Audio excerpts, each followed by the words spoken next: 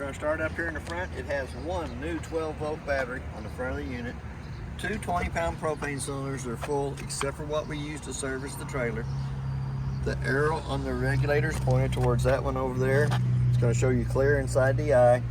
As soon as that bottle would happen to come up empty, it's going to turn red inside the eye, indicating that the bottle it's pointed to is empty and it's having to pick up from the other one on this side over here, as long as the cylinder is open on top. Then all you have to do is switch it over to this one, take that one off, take it down, have it refilled. There is a light switch on the front of the unit for hooking up at nighttime, and an up and down button for running the jack up or down, taking it on or off the vehicle. The gas bottle cover has a bungee cord underneath it that goes underneath the metal rack that holds it in place while in travel. But you also have the quick disconnect up on top so that you don't have to take the gas bottle cover off every time you want to get into it to turn the cylinder open or shut. There's also a manual way that you can come in through the top of the jack to manually crank that jack up or down. For any reason it won't go on its own. As we come around to the side, it does have the 4 BL jacks on all 4 corners. It does have magnets for holding the door up while you're getting your supplies in and out. Has a 2-way light on this side over here that is motion censored or on 24/7. Here's our manual crank handle for the balance jacks on all 4 corners. It has a 110 outlet that is also GFCI protected. You have your satellite hookup at the top, your park cable hookup right below that.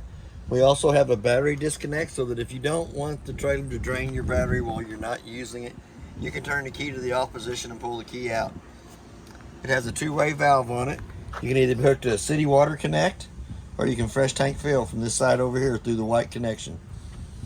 Anytime you're hooked to the white connection, you need to have a water regulator on the hose that you're filling the tanks with. Just cuts the water pressure down between 41 and 45 pounds of pressure. It does have a hole in the bottom of the compartment that you can bring your cable hoses up through, your water hoses up through, so that you can leave the big door shut. The lug nuts on the trailer has been torqued at 100 foot-pounds, is what's recommended on the side. The tires are air ducted pressure, which is 65 pounds on the side of the tire cold. We also have a black tank flush here in the back. That while you're dumping your holding tanks, you can hook a water hose and regulator to this connection here, turn water pressure onto it. Inside the black tank has a little aerator, spins around on the inside, cleans more of the toilet paper and debris out of the inside of the black tank only. The 3-inch valve in the front is the black tank. The 2-inch valve in the back is your kitchen sink, bathroom sink, and your shower water. Right in down behind them, there is the 2 low water drain points. The red side is the hot side of the water system. The blue is the cold side of the water system. You'll use those for winterizing and dewinterizing of the unit. 30-amp power cord goes on, makes a quarter of a turn, tighten up the black knob. It's about 25 foot long. Does have a spare tire on the back of the unit. It's been air ducted pressure, but it's not been torqued on, it's been put on the wrench. Does have a backup camera on the unit.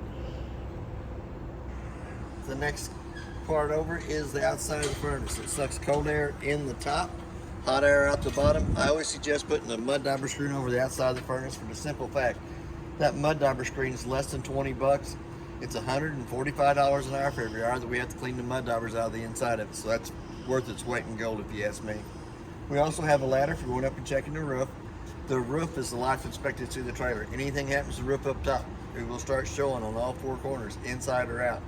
By the time you notice the wallpaper peeling on the inside, it's a little bit too late. So every 90 days I would check it. You don't have to seal it every 90 days, but I would check it every 90 days. As we come around this side here, it does have a 6-gallon hot water heater that is electric and propane. The electric switch is in the lower left-hand corner. But it also has a drain plug in the bottom, which is an anode rod. The anode rod draws all the impurities out of the water to it, eats up that rod instead of eating up the inside of the tank. But that is where you'll drain the hot water heater in between trips and for winterizing purposes. It does have the black switch on the outside for the 110, but it also has a switch on the monitor panel for the 110. So you don't have to worry about having this one shut off when you drain the tank, as long as the switch on the inside is off. We'll hook it right back up.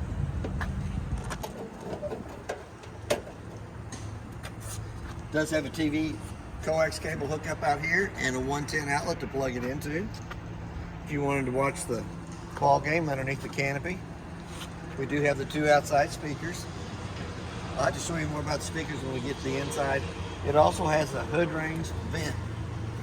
It does have a flapper on it that needs to flap to bring smoke from the inside to the out, but when you're in travel, you'll want to push those back down and lock them into place. I'm not going to talk too much about the awning because it's not there right now. It's on order. It does have a 2-inch white valve underneath the front side there that is for the fresh tank drain. Now you can fill the fresh tank 2 ways. You can hook to your city water connect on the other side, or you can fill through the side over here. Either way you wanted to do it. We're going to open up this front compartment. It is a pretty good sized compartment. To access the water pump, take the 2 screws out of this piece of paneling right here, pull that open. There is a water pump in behind there that already has a bypass on it. Just turn the white valve the opposite way it is now, and stick your hose down in your antifreeze jug, kick the pump on, and it will suck antifreeze through the whole system of the unit. It's pretty simple on these. So we're going to go past that. We're going to go just inside. Steps will tri-fold out. Door comes open. We're going to go to the inside of the unit. It does have a working fire extinguisher on the right hand side as we step in. We're going to come up to the monitor panel. We're going to check our battery life. Shows you it's fully charged. That's not really accurate. To get an accurate reading of the battery, have the 110 line unplugged and then push the battery button. Excuse me. Freshwater tank showing you that it's empty. Black water tank shows you that it's empty, and gray tank 1 is empty. As they fill up, they'll show 1/3, 2/3 full. Excuse me. The left switch right down below that turns the ceiling lights on above us. The second one turns the exterior lights on, which would be your awning lights, which you have those. Your water pump switch between the freshwater tank and the faucets. The middle red light is the gas side of the hot water heater. When you turn it on, the little red light up here, door side fault light, comes on. It's going to stay on for about a minute. Once it goes off, the hot water heater will go through 3 lighting processes to light on gas. For any reason it does not light on gas, that little red light's going to come back on. Then you also have your electric side of your hot water heater. Make sure it's got water in it, so pop the pop-off valve at the top. Make sure there's water coming out of the top of it before you turn it on electric. Then we have our slide room switch on the left-hand side. We're going to go ahead and run it out. It's always good to make sure there's not a tree or a vehicle parked up along that side as you're running it out. It also says up here at the top, inspect both sides of the slide room before you run it in and out.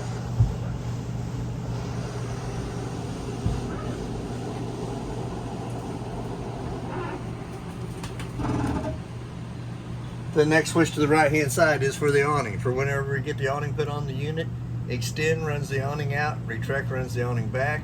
We're going to come down to the stereo.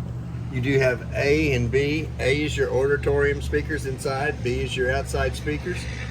It'll also play a CD. I guess we could turn it on. Don't know how loud it's going to be. There again, you got your on and off button. You got 5 different settings or 6 different settings you can set your stereo to. It also has a USB port on the right hand side, so if you want to charge a cell phone off of it. We're going to step just right around the corner. It does have a smart TV, a little remote for the TV, turns it on and off. I think it got 42 channels the other day when we was looking at the TV, and we auto-programmed it. It's a smart TV. It'll pick up 42 channels. We'll go right on past that. It does have the middle-sized remote. It is for the stereo. We're going to go in the drawer here. It does have a book on the trailer. All the paperwork that's found in the trailer is in the brown bag here. We have 2 sets of keys. The purple key does the lock and deadbolt on the front door. The 751 key does your 2 front compartments.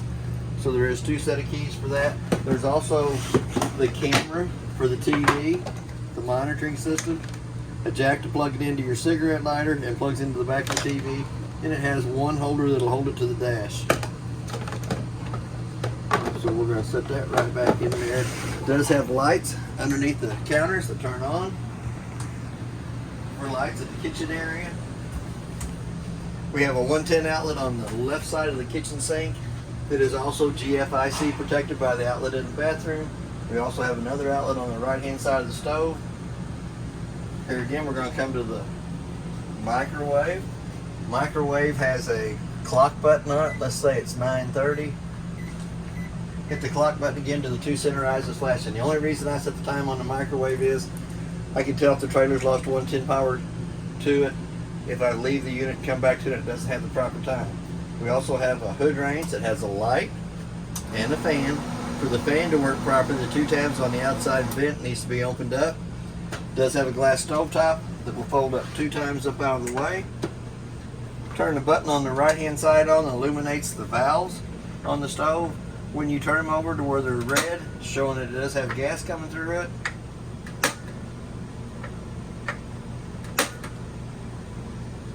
Let them run for a minute, dial it up to the temperature you want. It'll do the same thing with the oven. You turn the oven to the pilot on. Let's go ahead and turn it to pilot on. Using the same striker up at the top to light the stove top, will light the oven. Takes it a minute for it gets the gas down to the oven side of it.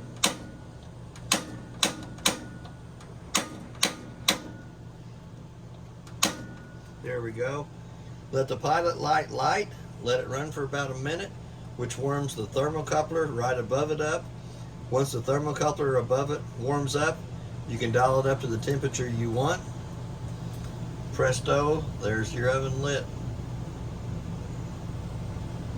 No pulling out the old long lighter or match. If you turn that switch to the down position, you'll also have a light inside the oven. Has a pretty good sized drawer for pots and pans down below it. Pretty good sized storage underneath the kitchen sink.